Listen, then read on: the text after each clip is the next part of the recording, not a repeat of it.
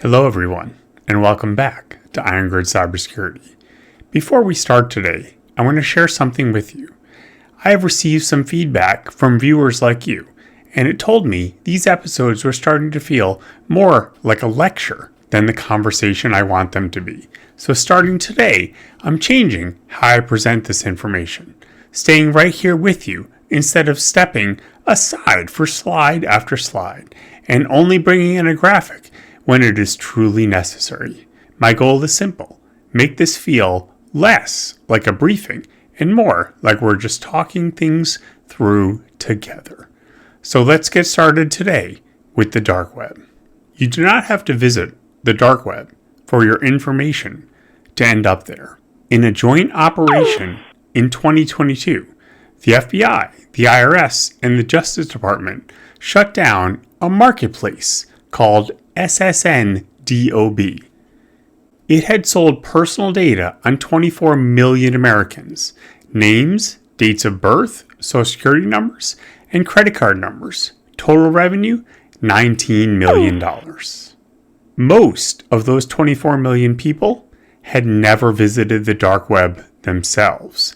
Their information got there through someone else's mistake, a data breach, or malware on a device they used.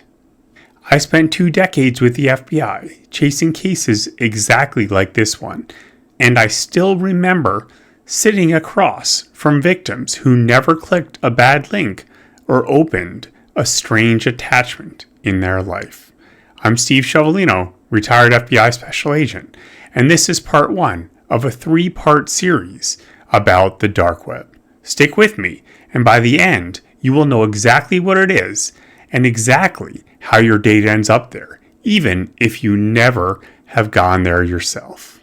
Every episode so far has been about defending a specific target: passwords, MFA, AI. This one is different. This episode is about where stolen information actually goes.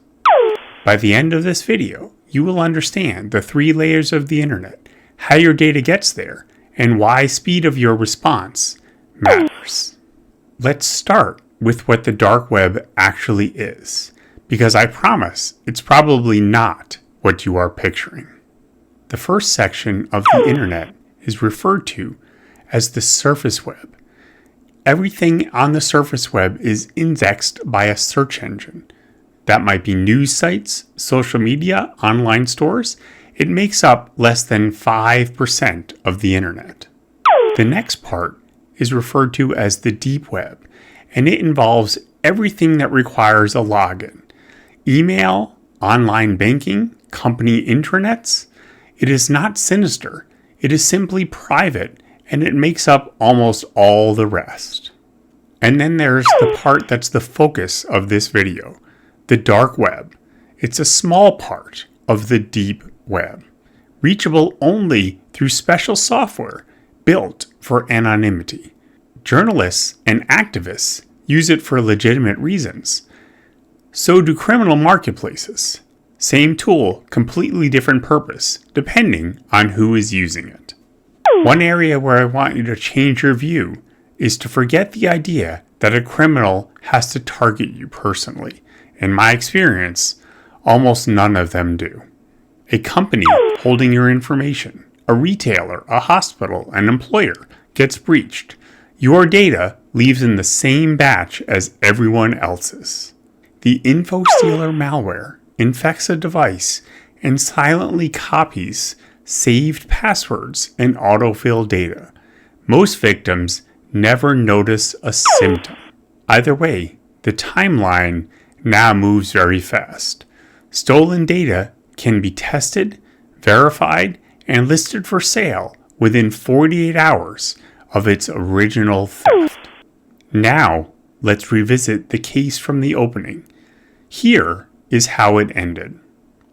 The FBI, the IRS, and the Justice Department seized 4 of the marketplace domains in a single coordinated operation, working with the police in Cyprus to shut it down for good. None of this requires the buyer to be sophisticated either, And that is exactly what makes it so unsettling.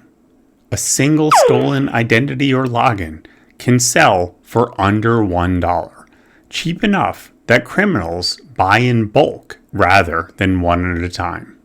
A verified bank account or a corporate login costs more, sometimes over $100, because it has already been tested and confirmed to work. What used to require breaking into a system now just requires a purchase. The skill moved from the buyer to whoever built the marketplace. If we put these four paths side by side, a pattern appears. A data breach requires nothing from the victim at all.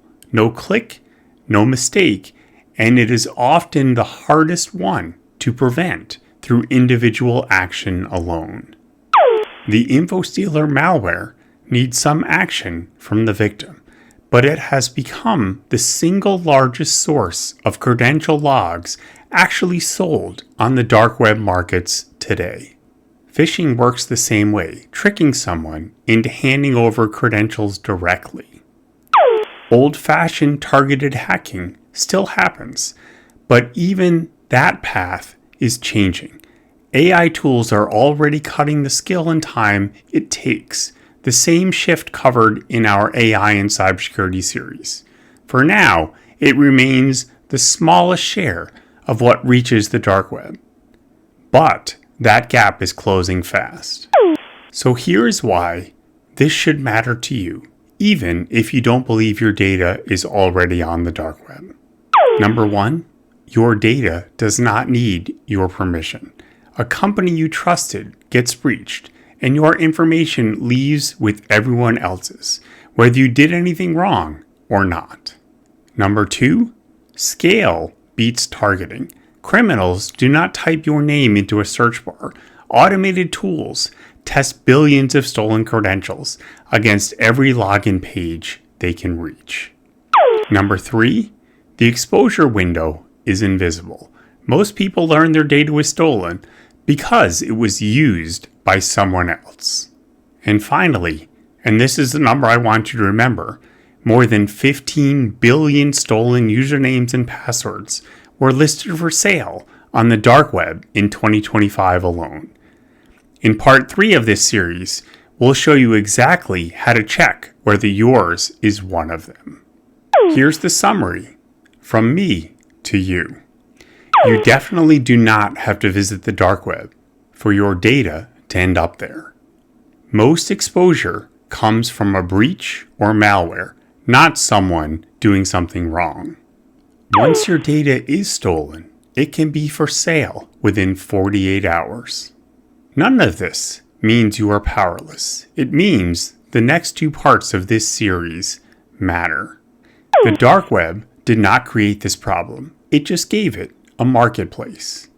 Knowing how you got there is the first step to doing something about it, and I'm glad you took that step with me today. Next Tuesday, we go inside that marketplace itself. Exactly what gets bought and sold there, beyond stolen logins, and what it looks like. I'll see you then. I'm Steve Chevalino. Awareness is your armor. Build your Iron Grid.